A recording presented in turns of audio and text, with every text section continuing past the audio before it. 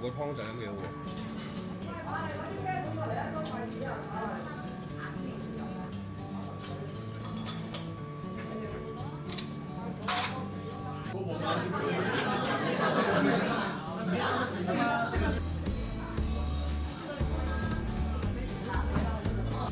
Hello， 大家好啊，又係我的神。今集要講下呢間真輝藝廚，佢係位於深水埗嘅石硤尾街，而佢嘅路線係大排檔嘅路線，喺深水埗區都好出名，而且早幾年呢有電視台幫佢宣傳。最近飲食嘅市道呢差到咁，隔一段時間呢就有一間老店話要執笠。如果唔將個出品做好啲呢，其實好快都會被淘汰。好啦，依家呢就到咗石硤尾街，咁前邊呢就係真輝藝廚。咁我喺入去食嘅之前呢，希望大家麻煩未訂閱嘅記得幫我訂閱，或者俾個 like 支持下我。記住唔好飛廣告，非常感謝大家。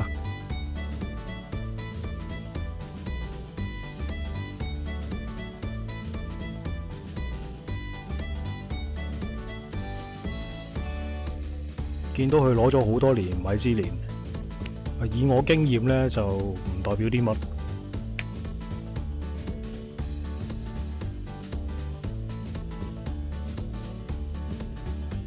我自己認為呢，就不過不失嘅。通菜配金銀蛋呢，其實一直都好夾。豬膶都係不過不失，粉得嚟唔係好嫩，但我認為都合格嘅。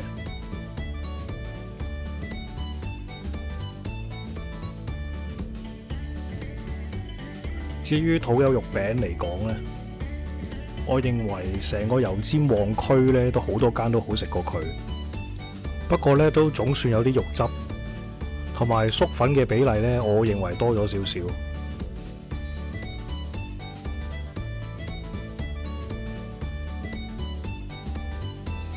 我本身呢就好中意食魚香茄子，有足夠嘅鹹魚味，酸甜辣都好平衡啊！同埋啱啱送上台呢，好有鑊氣，就係我認為好食嘅魚香茄子。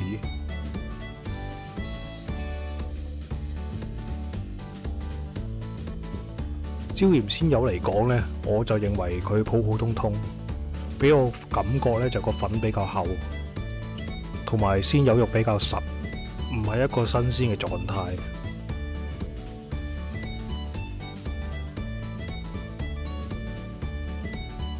真係好後悔叫咗呢個金沙骨。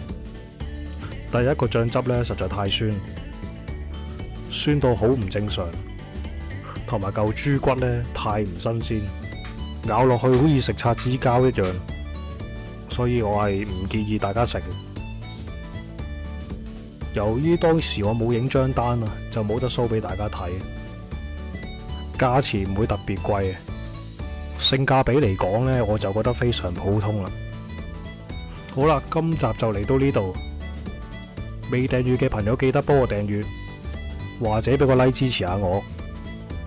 記住唔好飛廣告，非常感謝。